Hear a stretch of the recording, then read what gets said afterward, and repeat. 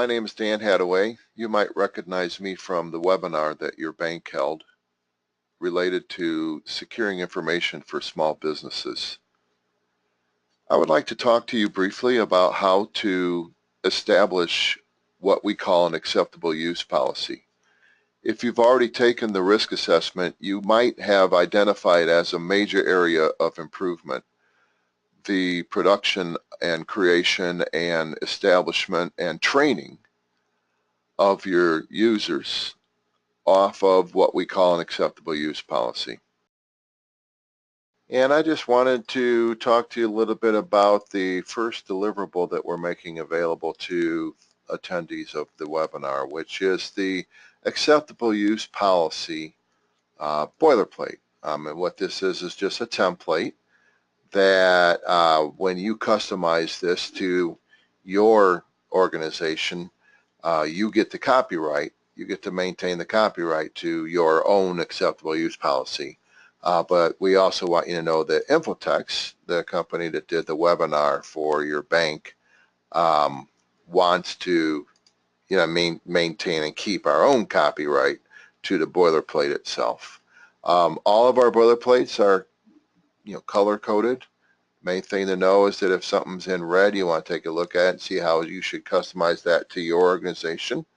If something's in brown, and we'll give you examples here, it probably is something you don't really need to do, but we like to leave it in our boilerplate so you're aware it's something that some of the bigger people might be doing. So sections in blue are just our instructions, and then section in green are examples. You really, when you're finished, you're going to want to take all this color coding out, but there shouldn't be anything left in blue. That's instructions. So you wouldn't want instructions in your finalized policy or procedure. But as you can see, anything in red, except for this here, we try to leave the classification in red. But anyway, anything in red here is probably, what you should customize to your own situation. Most small businesses don't have a board, so maybe change that to stockholder meeting or whatever you call that annual meeting that your lawyer types up the documents for and then has you sign those documents. You really want that to be the date that you use for these policies as they're approved. Again, the blue is instructions. You wouldn't want to leave the blue in. If you have an either or situation, if you decide to go with this language, then you would not want to go with this language here as well. A lot of times we'll give you choices, and a lot of times the choices we give you aren't what you would end up going with. So, if network administrator or IT manager or owner isn't, you might decide, well, this is George. And so then you would just, search for and replace, and that would be George. Without proper authorization, then you would need to go back and address the prepositions of not the George, but of George. You follow what I'm saying? So, but one of the things I want to also point out, so the green is examples. It might pertain, it might just match right up to what you're doing, but you might want to get with your computer person to make sure that the green lines up to what you're actually doing.